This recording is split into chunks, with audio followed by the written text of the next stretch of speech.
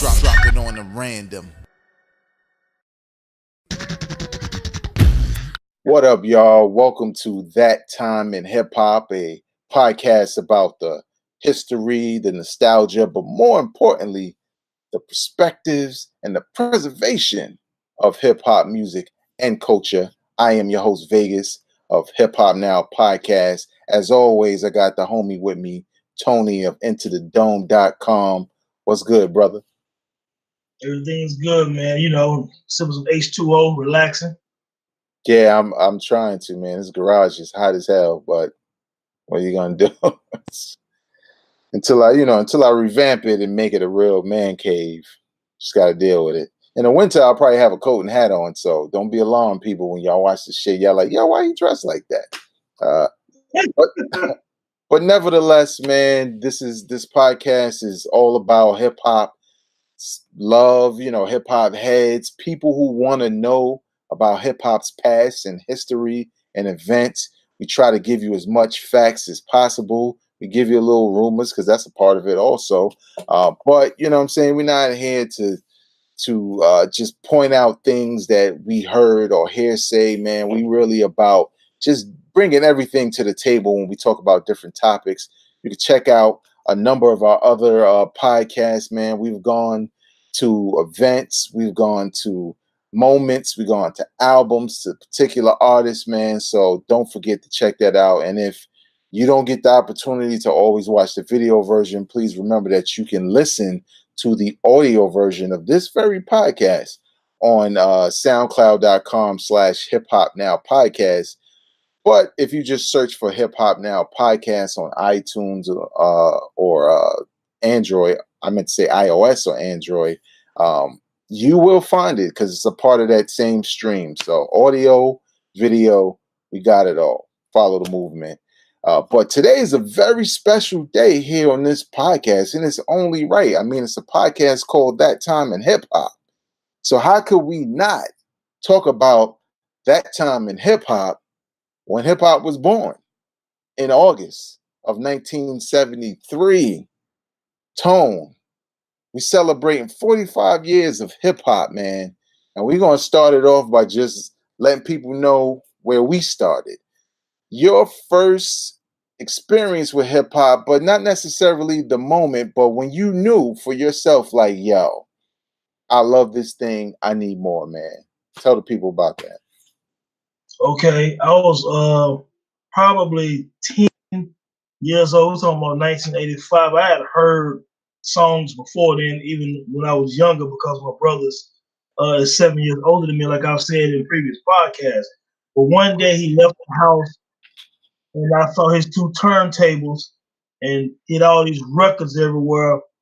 And I put on that Run DMC, It's Like That, playing with it. And I was like, man, this is the best thing ever.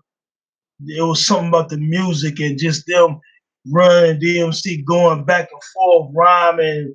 You know, it's like that. You know, that's the way it is. That's all. It's just, I loved it so much, man. And I was like, this is just, I just want to listen to this every day. You know what I mean? So after that, man, as a young 10-year-old, I was literally sneaking listening to my brother's records, from the Run DMC to the Egyptian Love or to the, Treacherous 3, to all the early guys in one of the first decades and eras of the culture, man. So, man, that's when, man, Run DMC is the reason I love hip hop, and listening to their Run DMC self-titled album made me feel like nothing was better. Honestly, God, true. That's what's up, man. I think, like, for me, it's kind of twofold because like the one that I would hear about, from like my mom's and my older brother and stuff like that, was me being like 2 years old, being taken to daycare, like walking down the streets in Crown Heights, Brooklyn, and rapping to Rapper's Delight, and Right. they always felt like, well, yeah, we knew you like rap because you love that record. But to me, Yeah. sure, but at the same time, I wasn't really conscious of it besides it being a song I liked, you know what I'm saying? But the moment where I kind of like looked at hip hop and like idolized it was probably when I saw Crush Groove for the first time. Just to see all them rappers together, the Fat Boys, Run DMC. Run was, if y'all don't know, man, Run was the coolest ever. Yeah, absolutely. You know what I'm saying? Like, you talk about people talking about swag and sauce and whatever way you want to call it, or fresh. Run was all that. He represented that. You know what I'm saying? But that movie, man, like more than any of the other hip hop movies, struck a chord with me because, you know, I just remember seeing like Curtis Blow come out and do "If I Ruled the World," and it wasn't so much as if, oh, well, I liked him better than LL, or I liked him better than Run DMC, or anything like that. It was just his stage presence when he did that. You know what I'm saying? You could tell this was a dude. This wasn't. I felt like hip hop wasn't a corner thing anymore, or a thing in my neighborhood when I saw that movie, because it was like, damn, here's all the dope hip hop artists that we admire all in one movie. Obviously, they can't all act, but nevertheless, you know, just seeing all of them in this one movie, and you know, LL was already kind of hot, so to see him make this cameo, and he was younger than everybody else, and he was aggressive, and I just kind of felt like, you know, they represented me, you know, and I wanted to be damn near all them dudes because I saw all of them as being cool in one way or another, man. So for me, you know, it was Crush Groove. You know Sure, what? And look, I agree with that as well because I mean, again, Crush Groove came out in like, you know, I'm off the top of my head, like 1985, I believe. So that's still around the time I'm saying I'm like 10 years old. I enjoy Crush Groove as well. Like you said, people don't understand. Run DMC is swag personified. He's the first real rapper who was like, even before LL, he's LL before LL. You know what I'm saying? Because a lot of people see Reverend Run now. You know, he's an older guy now. Yeah. You don't realize that if you go back and Google young Run DMC, Run was a smooth young dude. He was a player. Yeah. You know what I'm saying? And that's the way it was. You know, but before him on Crush Groove, Curtis Blow was the first like king of mainstream hip hop, if you want to call it mainstream at that time. So I also love Curtis Blow. Also, he was one of the ones that made me also love the culture. And a tidbit for the listeners, you know, Kurt produced the Fat Boys. You know what I'm saying? And I was a real big Fat Boys fan. And, you know, also when I heard Jailhouse Rock, I was like, oh man, the beat to that. And go back on YouTube, put in Fat Boys Jailhouse, and that's that one, in jail without the bail, you know, and the beat is the sample is it's just dope, man. And even the lyrics, man, and the beatbox and the Fat Boys are real dope too. So they helped me love the culture early on, as far as like some of the ones I like, and of course LL Crush Groove and all that. So we kind of see some of that similar, man. I mean, yeah, of course before that, I heard Rapper's Delight. I thought it was cool. I was young, but I did like it. It was very catchy. You know what I'm saying? I like Breaks by Curtis Blow and a lot of other joints that came out even before Crush Groove. Yeah. So what we're going to do, y'all, is with this episode in particular, we're going to break format just a little bit, but we're going to talk about these 45 years of hip hop and the different eras involved. So Tone, set us off. We're going to talk about the early years. We talking what? 1973, its inception, to 1983, right? Right. So I try to look at hip hop in decades. Now, this is me personally. Everyone look at eras different. When I look at 45 years of hip hop, we're gonna start around 73 to 83. That's era one, early years. We're right now in the fifth era of hip hop. You know what I mean? We're in the beginning of the fifth era. So what I'm looking at is 73 to 83, 84 to 94, 95 to 2005, 2010, and right now 2017, 18. We're in the fifth decade. Wow, man! Just kind of, and just real quick, I was thinking about KRS-One track. I'm still number one. When he was like 50 years down the line, you can start this. We'll be the old school artist, and even at that time, I'll sell rhyme. You know, brand new style, ruthless and wild.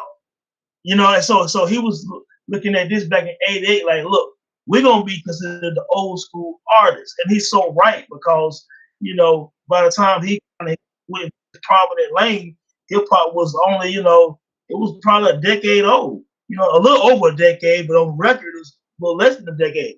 We're talking about actual official records with Rappers Delight. But that first era, big man, we talking about the block parties in the Bronx and Kool Herc and DJ Hollywood. A lot of the earlier guys with Grandmaster Flash and them doing house parties, block parties. Graffiti was becoming prominent, or things like that. And making, of course, breakdance is a huge part of the culture that people forget. It's kind of a lost art now because we don't see it a whole lot.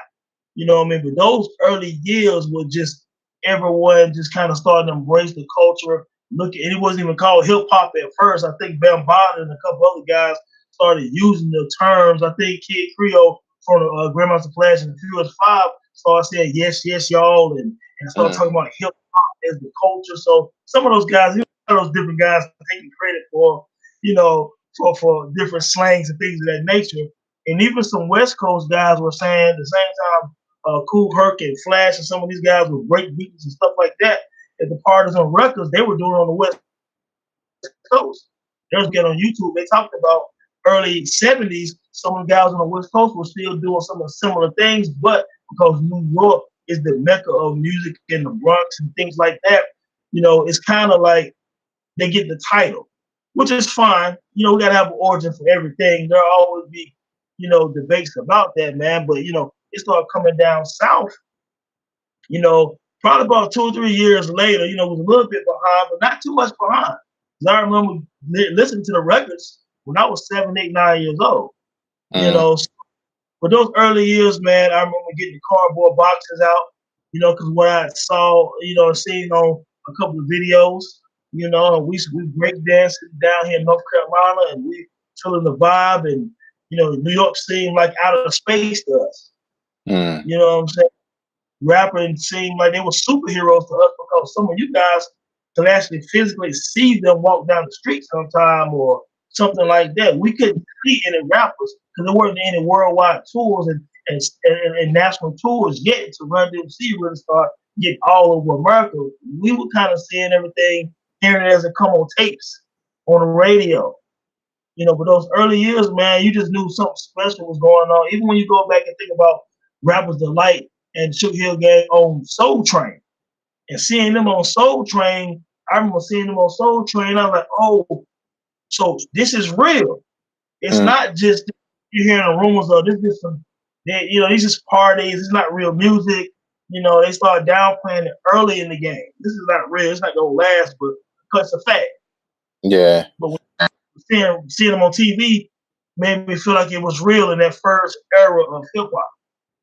Yeah, and I think there's a couple of things too. Like, I think a lot of times, and some of this was confirmed through like documentaries that came along. And I mean, I would never be a person to say I know everything. But a lot of those early park jams, house parties and stuff, everybody that was there wasn't from New York. And that's how it spread, you know what I'm saying? So it could reach other places because, your man from down south or your man from the West Coast, he ain't just there all the time. Maybe you got family, you know what I'm saying? Your cousin take you to a party, you seeing things you never seen. What do? You go back and tell people what you saw. And then the movement starts there because I think just like with anything, it starts to turn into this mythical thing, you know what I'm saying? Instead of what really happens, you know what I'm saying, all the time, is the simple fact that you just get put on through people who have a connection, or maybe you're the connection to that. So I think it probably spread more so because people from other places happen to take part in some of these events that happen in New York. It's just that it was thriving there as a movement, whereas in other regions, it was, like you said, there wasn't a lot of touring. It wasn't like it was a hip hop tour or people coming around telling you how to do hip hop. It was trickling down to other places, but in New York, it just became the thing to do because that's just kind of how New York is. We're bunch of trends. You know what I'm saying? When we deem some shit old, it's old. And it can be old really quick depending on how many people are doing it. But those early years, I think, definitely can be characterized as the time of the DJ for the most part, as far as when it comes to the hip hop music. Sure. You know what I'm saying? Because the DJs, they were the stars. The MCs were the backups. And we'll talk about when the MCs eventually became, the main attraction, and the DJ backed up the MC. But them early years, especially in the 70s, it was like you came because DJ Kool Herc was on that flyer, or Grandmaster Flash was on that flyer, and it was a bonus that you got, an MC to hype you up on the mic or whatever at the party.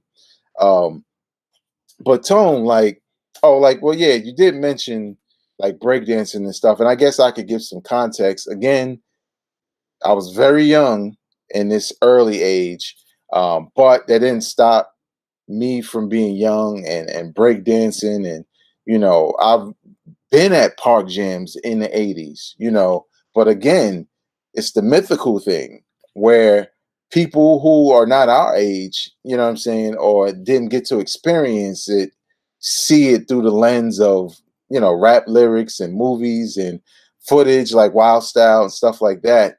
But to me at the time when we was doing it, it was just kind of like what you do when you're a kid anyway. You do what everybody else is doing. You know what I'm saying? You don't know that it's hip hop culture. You don't know that,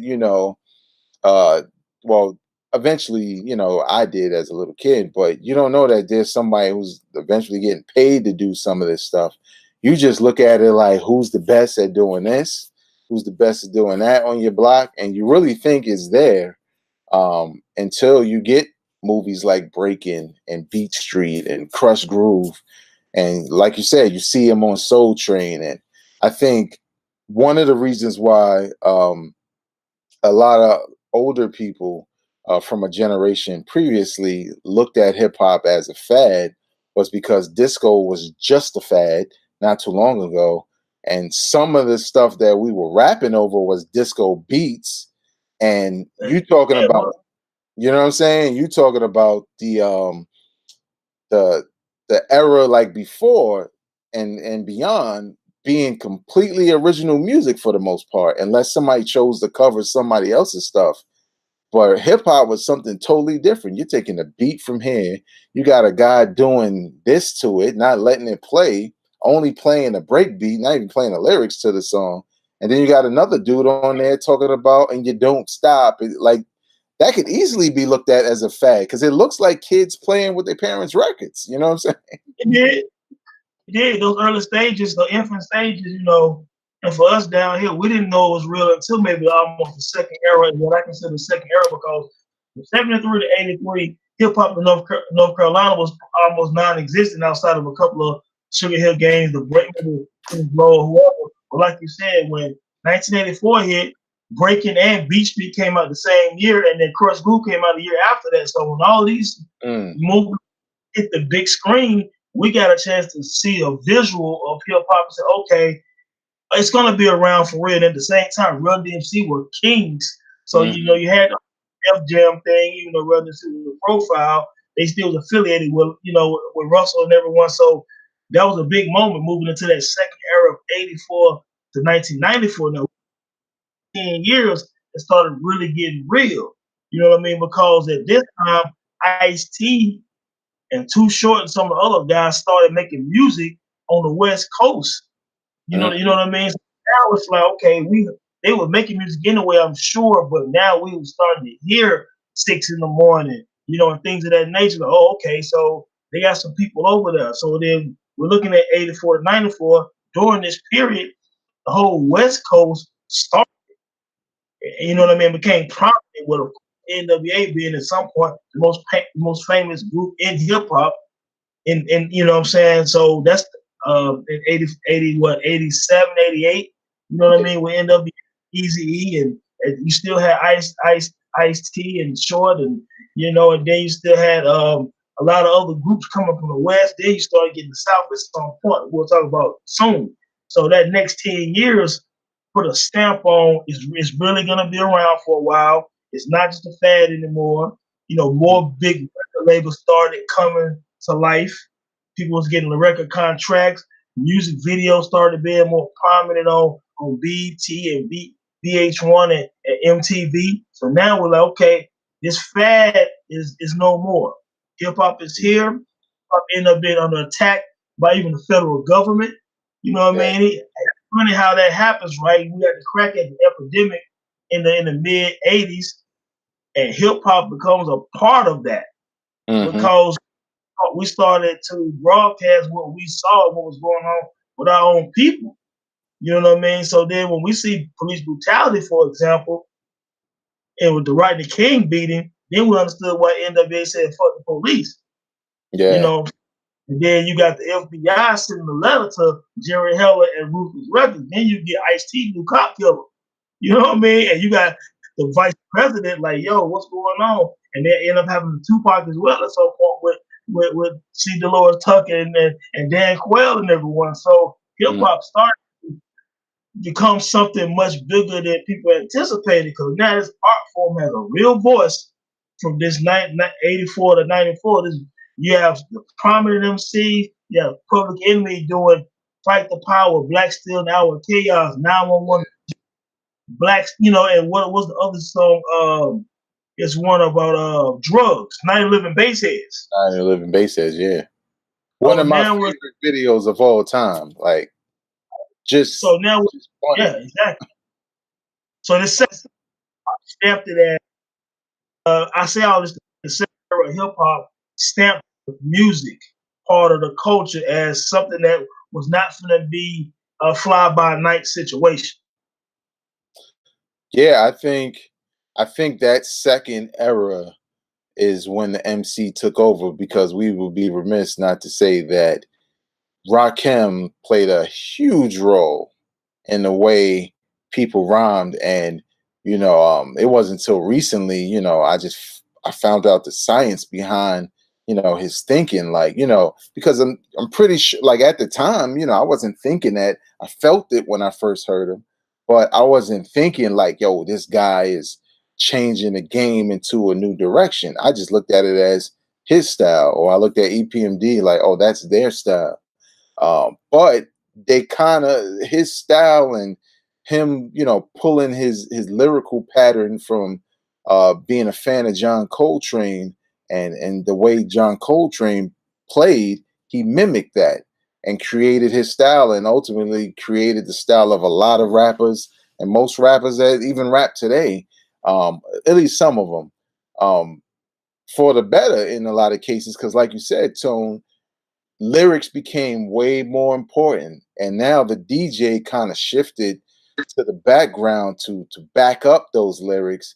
And the production kind of went from, you know, rapping over disco beats to, you know, real booming 808s to what was the, like, they even had a little go-go phase in there that came around, and you know, just different sounds. And then, like, and this is primarily East Coast because the West Coast was like funk from the door, because before they really dug into hip hop with the gangster rap side, they were already funk all day. You know what I'm saying? Like, that's what they were doing. So they just incorporated that with the reality rap. But this was the thing I wanted to say. It got to the point in hip hop where, especially East Coast hip hop, where, you know, James Brown was getting sampled by everybody. Anything that sound like James Brown was getting sampled. Everybody was rapping over there, and that was the backbone of Eric B. and Rakim's Paid in Full. Like, they kind of, for what A Tribe Called Quest eventually did with jazz samples to kind of influence their peers to really start digging in. I mean, it wasn't the first, but Low End Theory is always kind of looked at as the album when it comes to jazz meshing with hip hop. That's what Paid in Full was for, like, you know, everything James Brown and, you know, everything they've done. But yeah, man, because again, You talking 84, and you got Slick Rick in 88. Like 88, we can't even glaze over 88. 88 alone in hip hop and R&B. You got albums like that coming out that are considered classics. You got KRS-One or BDP dropping classics. You got, like you mentioned, Public Enemy dropping classic albums, like all within a year. And it's relentless. You got Big Daddy Kane. You got and most of these guys are relatively new in the game, including NWA, including the DOC, and that whole movement. And it was a time where, compared to what we felt about Run DMC and Kurtis Blow in those early years, and hip hop was exciting and fun, and it was kind of showing us that it was real. Like Tone said, man, this second era was kind of like made you proud. You know what I'm saying? Like, because there was nothing else out there doing it on this level of lyricism, and it definitely showed that it was not a fad whatsoever. You know what I'm saying? Yeah, the second era, real quick, just for some context, the first era we talked about 73 to 83, just for some of the listeners who are hip hop, purists and want to do a little research, go back and listen to Kool Moe Dee's group, the Treacherous Three. Go back and listen to Kurtis Blow. Go back and listen to Grandmaster Caz, who Jay-Z always says is one of his biggest influences. And he talked about Cold Crush Brothers and H to the Izzo. He's talked about Caz more than one time. So go check out Grandmaster Caz and and some of those early groups, man. Like I said again, early Run DMC. So give them some love. As far as that second era, we're talking about, we look at the second era of KRS-One, Kane, Rakim, Kool G Rap, the Juice Crew, all of these guys. It shifted because most of the guys in the next era took from those guys. I got an article on the Dome, Rakim, the Miles Davis of hip hop.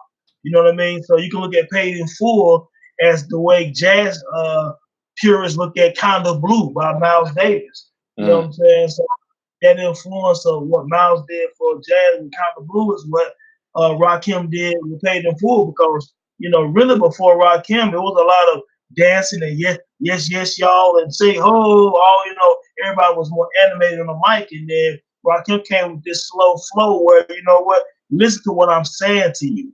You know what I'm saying? I think after that, a lot of other MCs, even your Ice Cube and Scarface, and several other guys talked about this on on video, that they studied Rakim, and then lyrics became important to them. They wanted their message to be told. Same with Chuck D.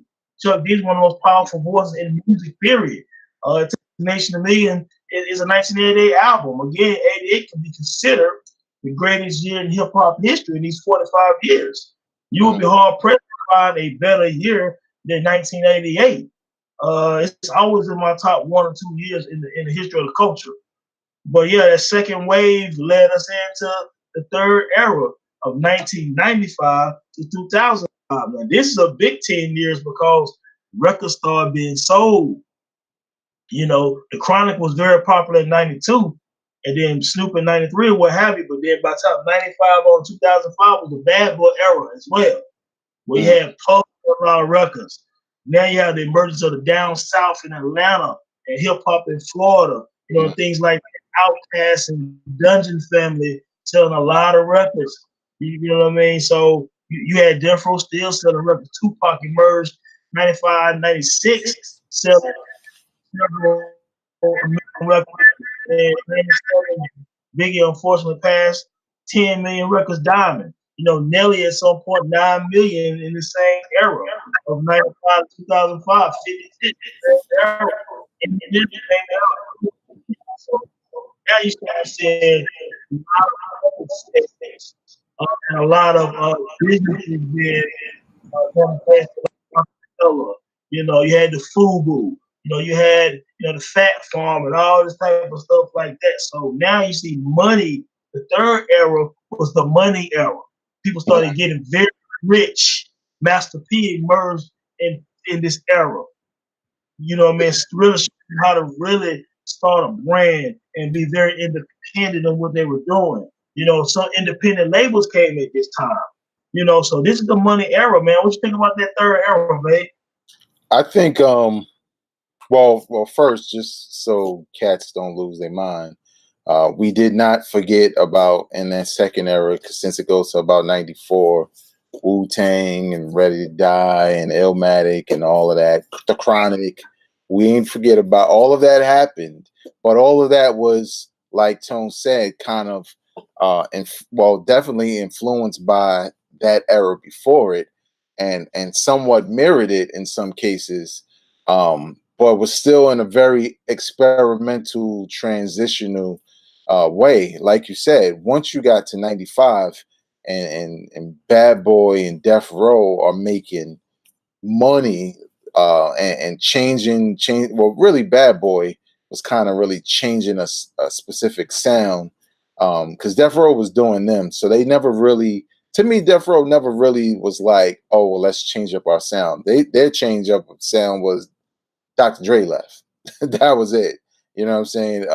But it was a money era that kind of started with Bad Boy and trickled into, the Rockefellers that would come along and everybody else. The thing of and that was the other thing, like you said, man, the South was kind of always there, but Outkast and Goody Mob kind of, like brought it up a notch to be like, hey, yo, skill ain't just improving on that coast and this coast.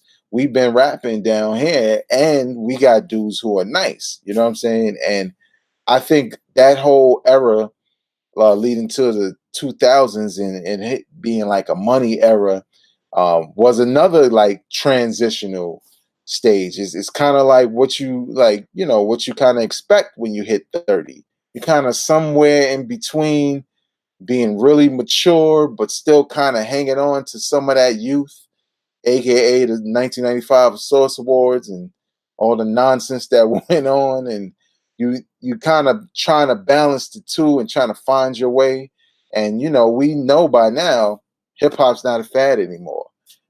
Some of those rules that governed, especially that second era of not biting and stuff like that, or not necessarily not biting, not selling out or crossing over, didn't really mean anything anymore, because now the crossover was coming to us. Hip hop was where it was at and where everybody wanted to be. Everybody in that era had a rapper on a single or whatever. Every R&B star was like leading with songs that featured a rapper of some sort. It was a weird time, man, and a lot of people, Tone, look at that third era as the downfall of hip hop because of money. Now me personally, I don't feel that way, because what's wrong with making money? And not everybody who made money sacrificed their integrity as an artist. Some did, but not everybody. But what do you think? Do you feel like that third era kind of created a downfall for the hip hop we loved since back in the 70s? Well, you know what? The third era is the gift and the curse era. The gift is because the great rappers were able to build generational wealth if they were smart with their money, because a lot of outside endorsements outside of just having a record deal. So on one end, I don't think the money killed it in that regard. But what did hurt that era of the 95 to 2005 is that's when MC started getting killed. You know what I'm saying? So put the money aside, because we need people to make money.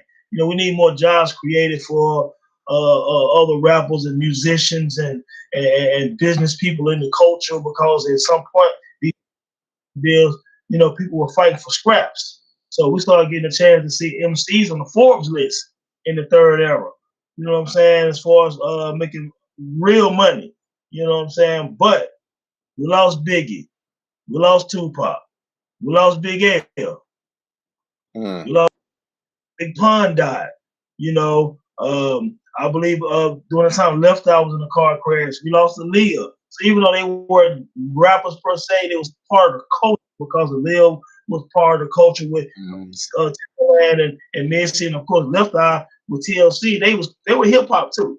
You know what I mean? So we started losing people, to a lot of senseless violence or just bad misfortunes and things of that nature. So it was a great and somber time for hip hop because money was being made, but there was almost some sacrificial lambs during and very unfortunate about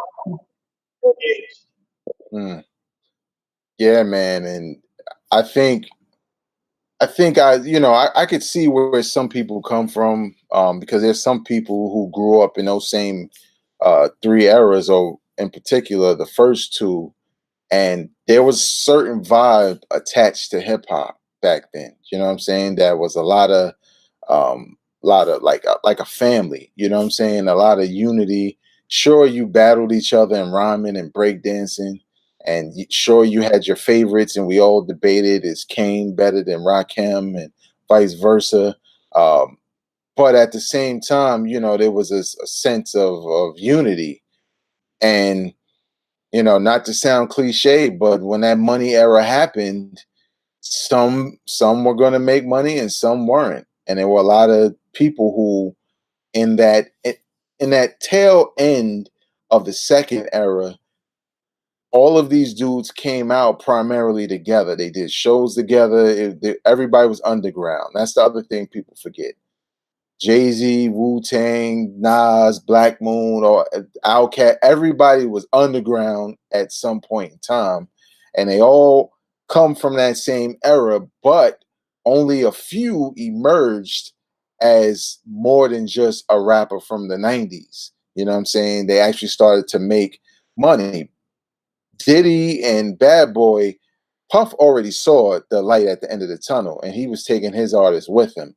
So to him, they were going to be rich anyway. But then there were other artists like Nas who had to make a decision on, is he going to be Illmatic every album, or is he going to be something more than that? Boot Camp Click tried. They tried to get away from the production of the Beat Miners to go with a different sound, and it didn't work. You know what I'm saying? People like Redman and Method Man were able to, do both and be popular, man. But at the end of the day, I don't think it ruined rap, but it was more of a growing pain, unfortunately. Like, because we had deaths in hip hop, but it was like, here and there. Scott LaRock died. You get that, but it's only Scott LaRock. You didn't have it where it's like Scott LaRock died and Eric B died, and you know what I'm saying? All these people passing away. That's a part of our culture. But I think at the end of the day, it kind of helped spread some of what's dope about hip hop. And, people will get to the good stuff, even if they got to weed through the trash. But what was the next era that came up? Because it's easy for us to talk about those three eras. Because, for me and Tone, you're talking about elementary school, middle school, high school, college. But then when you go to the 2000 beyond, that's someone else's elementary school, high school, even college. What do you think about the next phase, which was the fourth phase? Yes, the fourth era for us is 2006 to 2016. Now, we look at 2006 on up for the next 10 years. You got to look at the Lil Wayne era, the Kanye West era, still riding some of the 50 Cent wave. Drake emerged at some point in this era, who became one of the biggest worldwide celebrities in hip hop history, setting all kind of records. You have the emergence of Kendrick Lamar, of J. Cole. You have the whole mumble rap. You have the Migos. You have, so French Montana. You have so many different. You have Rick Ross. You have so many different styles in this era. You know what I mean? And you had Lil Wayne at some point take mixtapes to a whole different level that people had never seen before. You know what I mean? With the amount of mixtapes, with a lot of original content, all those dedication series, and after that, you had a lot of MCs, Jadakiss, Styles, and a bunch of rappers doing mixtape series, Fabulous doing the soul tape series and stuff like that. And I think a lot of that was inspired by Lil Wayne. And people don't want to give him a just due, but for a lot of kids in this era, Lil Wayne is Tupac. Lil Wayne is Snoop Dogg and things of that nature. I was having this conversation with someone the other day for an 18-year-old kid. Lil Wayne might be Tupac to them. And yeah, some people might say that sounds blasphemous.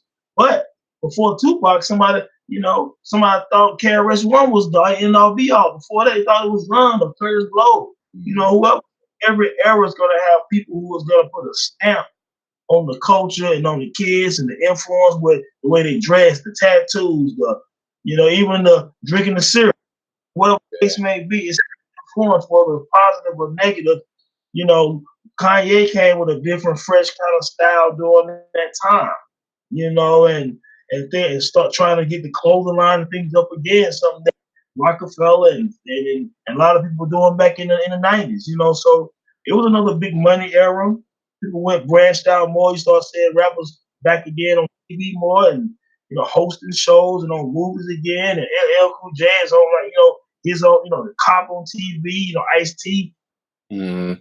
And then a cop on LL acting gigs, you know what I'm saying, on like network TV. Before that, the era before that, you did see some hip hop figures on movies. But now we starting to see these guys on sitcoms as major players. So this era, man, but again, back to the music, I thought it was an interesting decade because again, you will have mumble rap, but you still have Kendrick Lamar.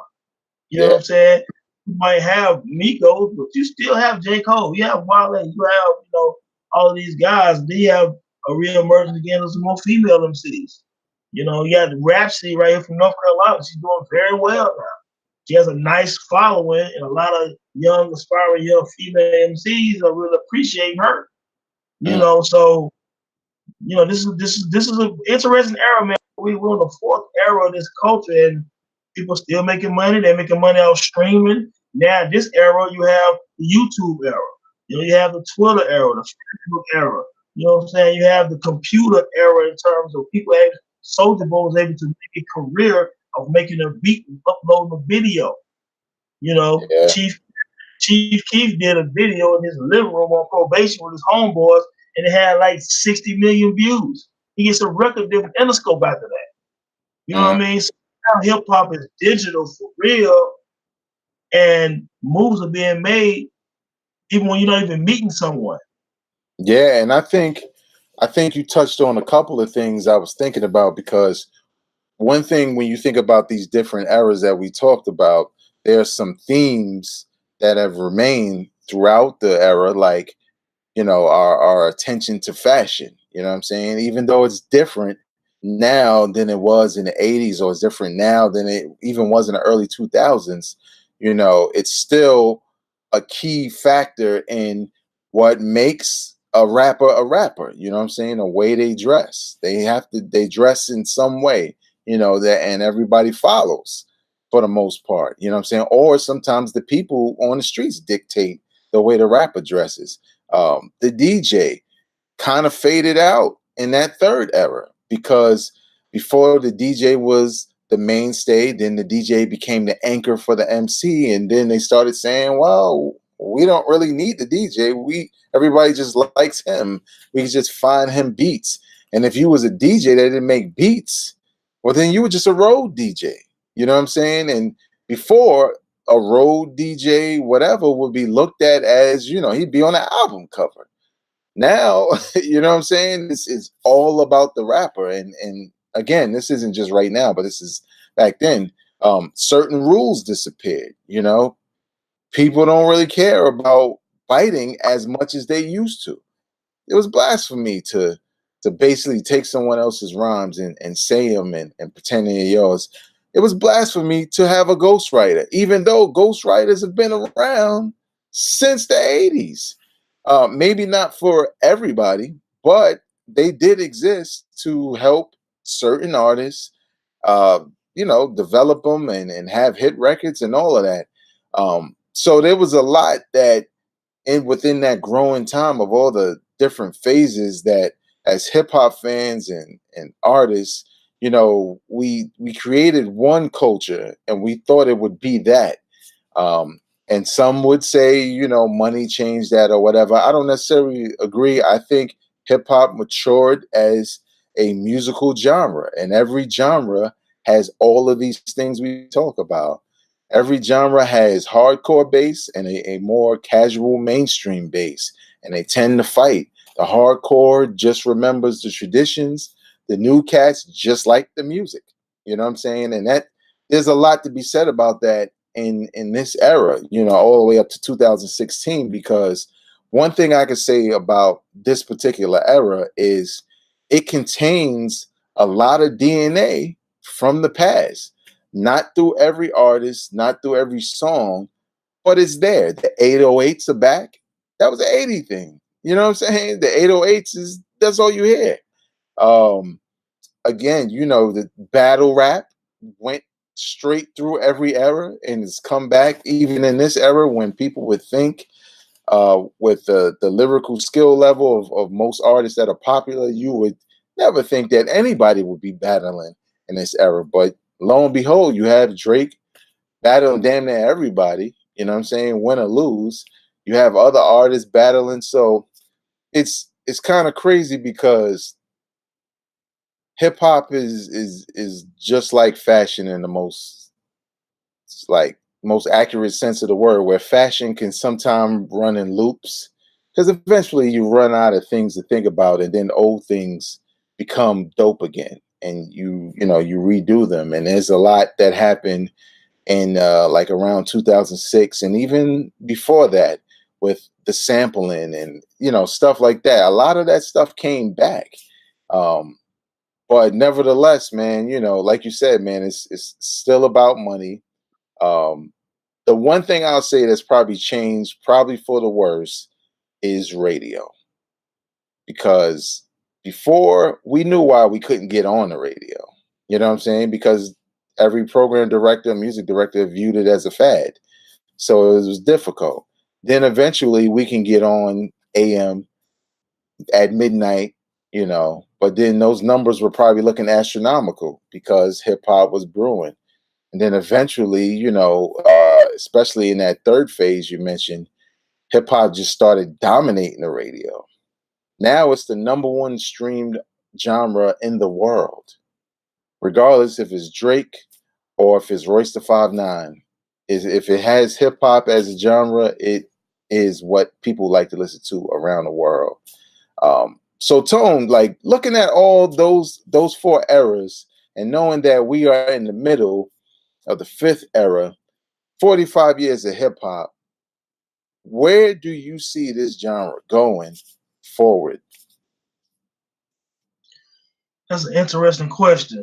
And you know what? To be honest, I think you might be the first person who asked me this in years. So I have a lot of thoughts on it. But one thing about the culture started from the heart. It started in the streets. So there will always be an element of hip hop that will never go away. The fashion will never change. Some of the lingo and jargon will always be updated and upgraded. The music will never go anywhere because we created this. You know what I mean? So even if it's like jazz, even though jazz might not be as popular anymore, there's jazz clubs all over the world.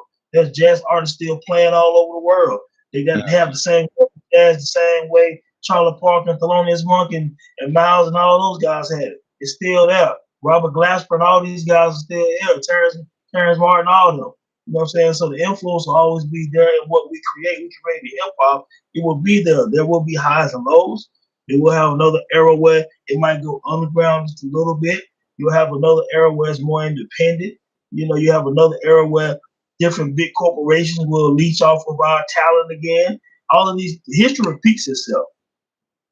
So we'll keep having. Hip hop is not going anywhere because one, big business love hip hop. Mm-hmm. Hip hop is the most genre basically in the world. You can't stop it now. If you go to China right now, different countries in Europe right now, places in Africa right now, there's underground artists that go to some of these places and sell out venues. Mm-hmm. There's thirst for the culture. Hip hop hasn't even made his full round around the world yet to the point where, like it is in America. So we still have decades more of people who still haven't even been introduced to all of hip hop. You know what I mean? And thank God for the internet, because now a lot of people from all over get a chance to see it. online, but some of them can't still see all of their favorite artists. You know what I mean? But so that's Yeah. starting to change more.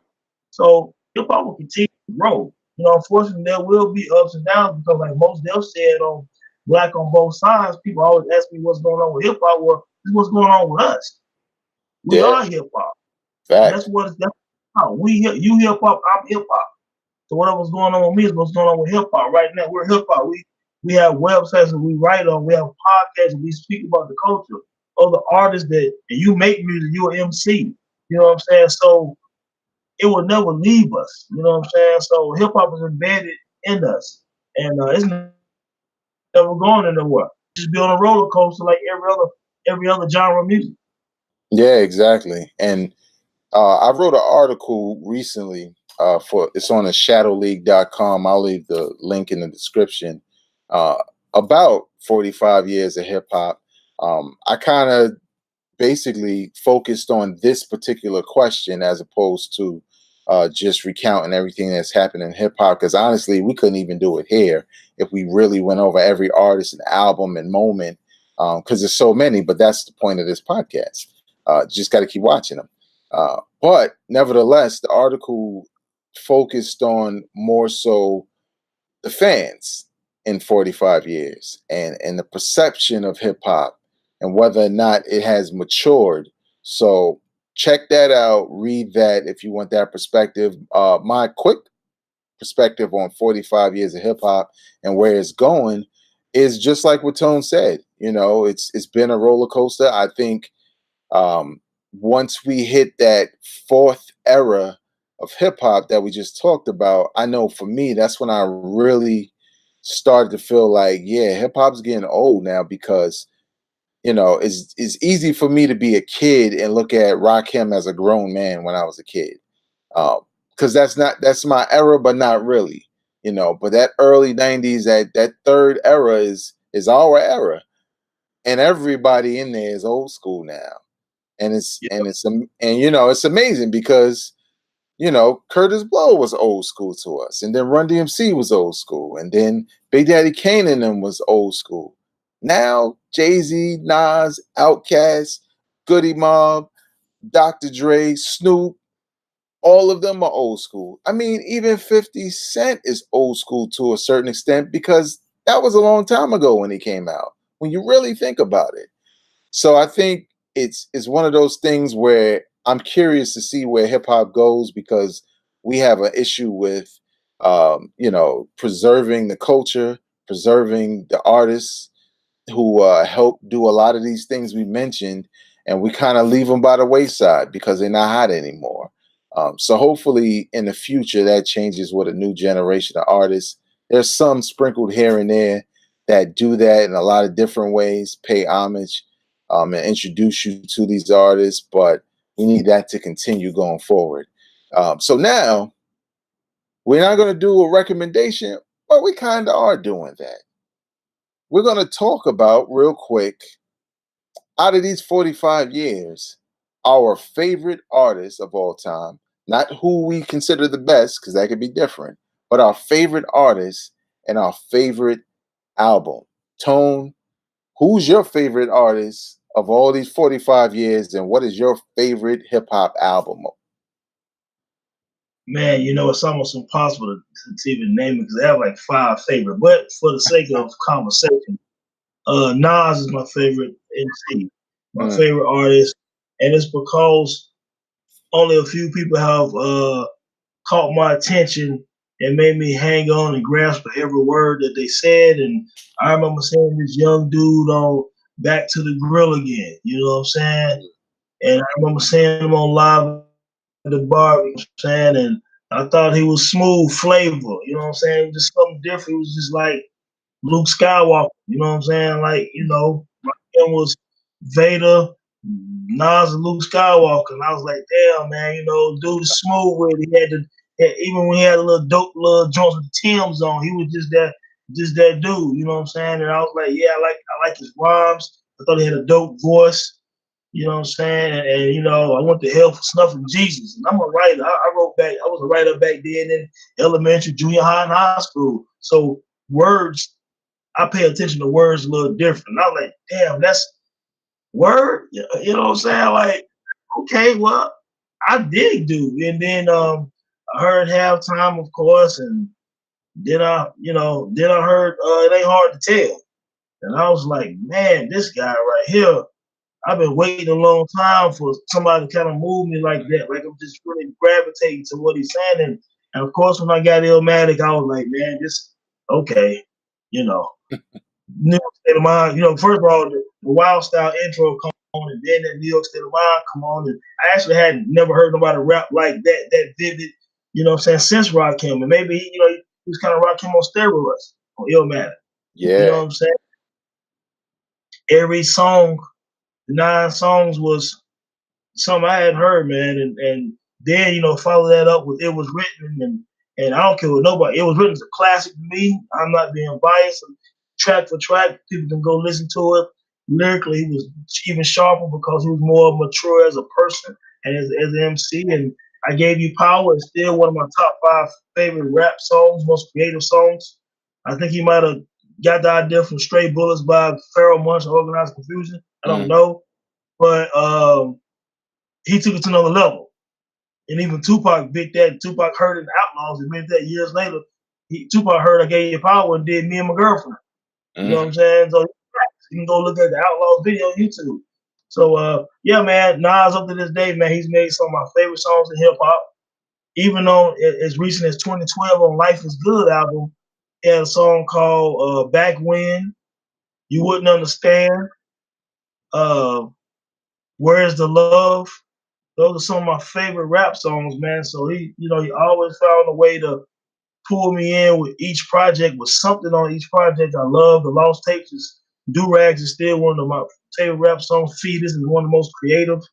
So yeah, Nas, man, and outside of Nas, my favorite rap album, I might have to go with A Tribe Called Quest, The Midnight Marauders. I know every word to the album. It felt good. It felt perfect. It's one of the few times I felt like the album was, really completely perfect, man. And the sampling, Q-Tip was a monster on it, Midnight Marauders. And rhymed his ass off. If you go back right now and listen to the song Midnight on Midnight Marauders, listen to what Q-Tip is saying. You don't get it twisted. He's not just a beat maker. Q-Tip is a dope MC. And he's lyrically very, very much so underrated because he talking a lot of codes in his rhymes. You know what I'm saying? He's a brilliant MC. So go back and listen to Midnight Marauders. Listen to Midnight, the solo track of Q-Tip on there. The sample he did on Lyrics to Go, nothing short of amazing. You know what I'm saying? Of course, Electric Relaxation, World Tour. I mean, God Lives Through.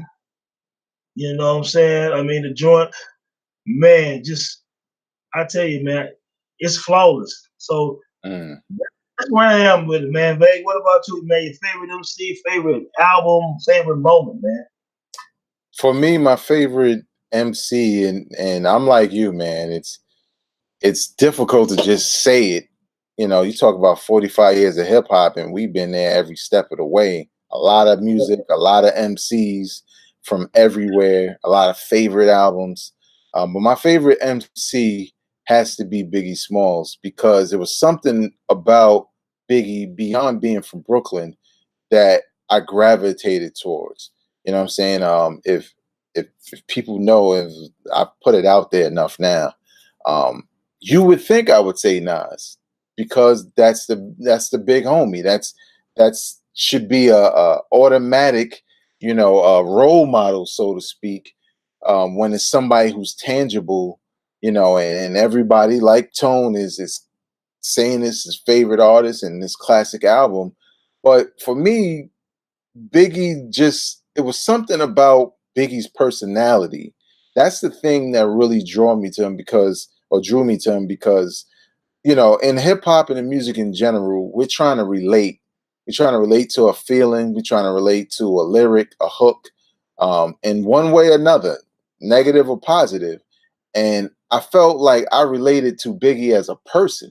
You know what I'm saying? I never felt that way. I looked at a lot of rappers as superheroes. Like before Biggie, I was a huge Big Daddy Kane fan. Like I wanted to be that dude. You know what I'm saying? A lot of people did. Yeah, but it was never like I never felt like I knew Big Daddy Kane. I felt like I knew Biggie. Biggie felt like a dude on any block, anywhere. You know what I'm saying?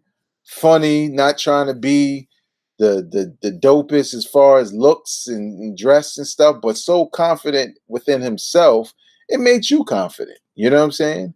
Because you would think in some cases, some people, would feel like they're inferior because, oh, I'm not the best looking. But Biggie embraced that. And I think I like that about him. And it wasn't just a gimmick. That's what kind of drew me to him because you would think, oh, well, that's his gimmick.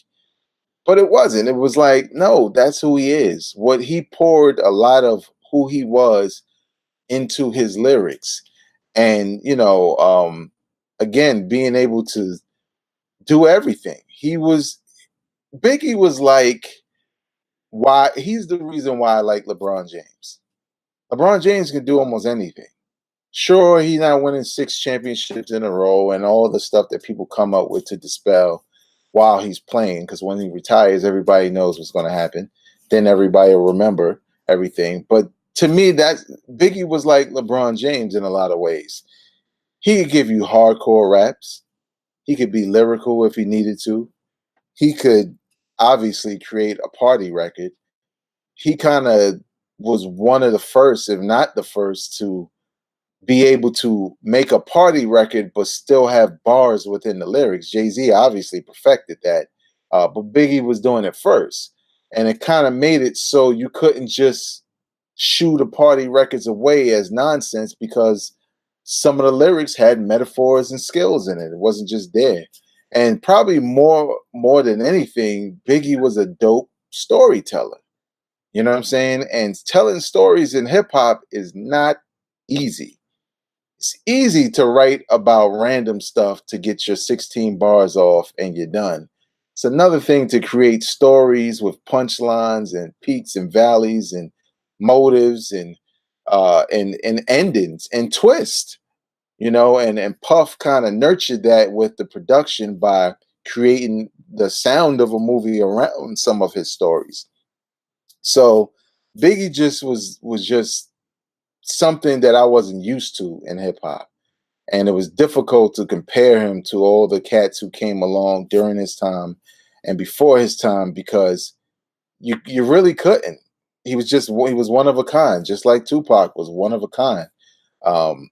My favorite album, hands down, I can listen to it like it's nothing. It's second nature. Is Ice Cube's Death Certificate.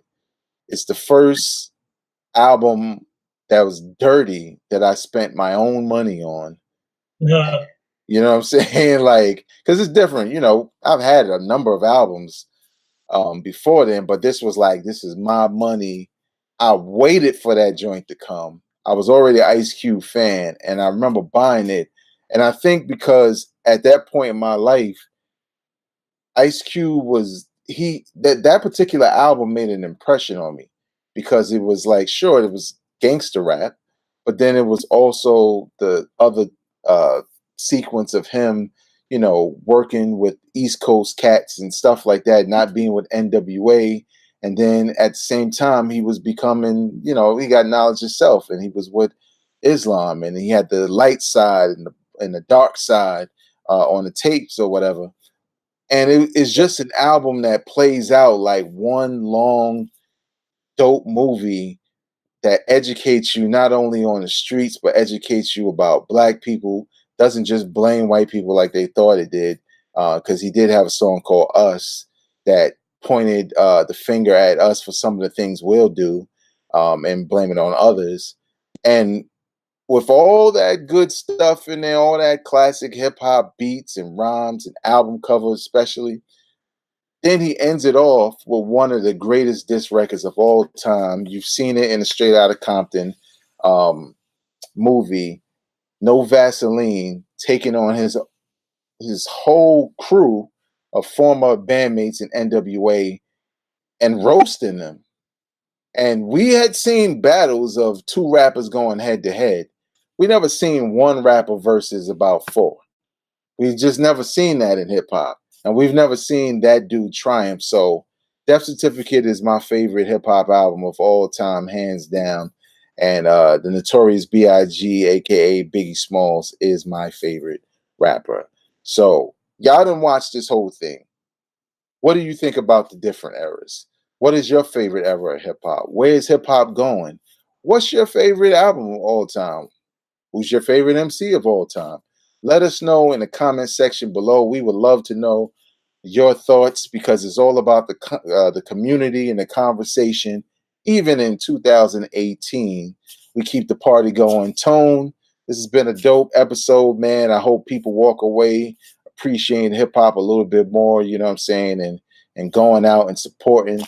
Check out his site, enterthedome.com. That's ENTERDADOME.com. A lot of stories about stuff like this, a lot of stories in general about music and everything else on that site. All of that will be in the link in the description. We're on iTunes. We're on YouTube. Subscribe, like, share, all that good stuff. But more importantly, on behalf of myself, Vegas, and Tone, go out and support hip hop. All right? Peace. Drop it on the random.